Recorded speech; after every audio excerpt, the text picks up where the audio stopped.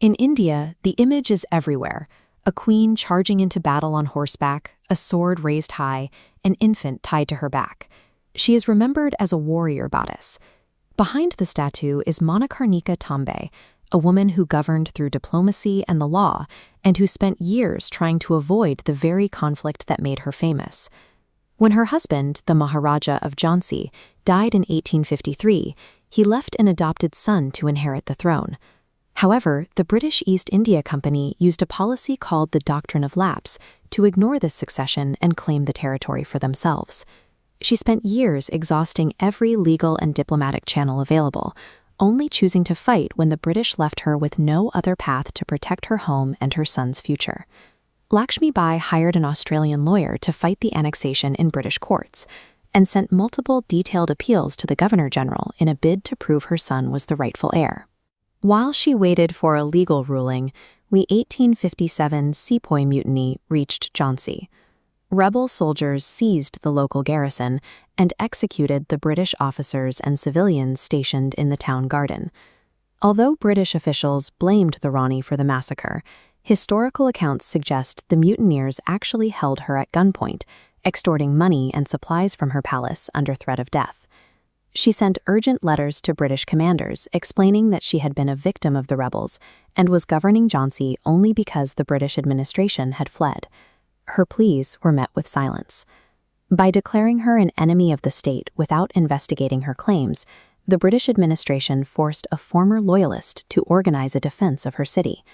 In March 1858, British General Hugh Rose began a 2-week siege of Jhansi. Despite the heavy artillery fire, the Rani's forces held the granite walls, repairing breaches under fire and returning a fierce retaliation. The defenses only crumbled when a commander inside the fort betrayed the Rani, opening a gate to the British and making the city's fall inevitable. As British soldiers flooded the streets, a Dalit woven in the Rani's army named Jhansi Bai stepped forward. She bore a striking resemblance to the queen and offered to act as a decoy. Dressed in royal combat attire, Jhansi Bai marched into the British camp and demanded to meet the general. Her bravery convinced the British they had captured the Rani, stalling their pursuit for hours. This deception bought Lakshmibai enough time to tie her adopted son to her back and escape the fort on horseback under the cover of darkness. The survival of the Rani of Jhansi relied as much on the collective sacrifice of marginalized figures like Jhansi Bai as it did on her own military skill. After escaping to Kalpi, the Rani led her remaining followers to the strategic fortress of Gwalior. Here, she prepared for a final, desperate defense against General Rose's advancing army. On June 18, 1858, she was killed in battle while leading her cavalry. Witnesses described her fighting on the front lines, dressed in a soldier's uniform and a red jacket. Following her death, General Rose wrote in his official report that she had been the most dangerous, best, and bravest of all the rebel leaders. Her death on the battlefield effectively erased her earlier attempts at legal diplomacy from public memory, turning her into a martyr for the cause of Indian resistance.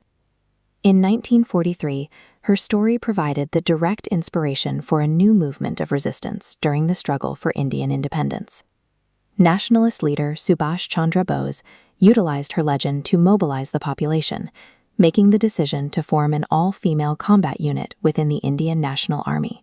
This Rani of Jhansi regiment was composed of teenage volunteers and workers from rubber estates in Malaya, many of whom had never even been to India.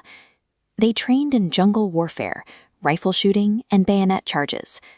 Captain Lakshmi Sagal, a doctor who traded her medical practice for a military commission, commanded the regiment and led the unit toward the Indian border. Lakshmibai's transition from a diplomat seeking a legal compromise to a commander leading a cavalry charge illustrates how circumstantial necessity can shape a national icon. Her power doesn't just rest in the battles she fought in 1858, but in her enduring ability to motivate ordinary people to take up impossible fights nearly a century later.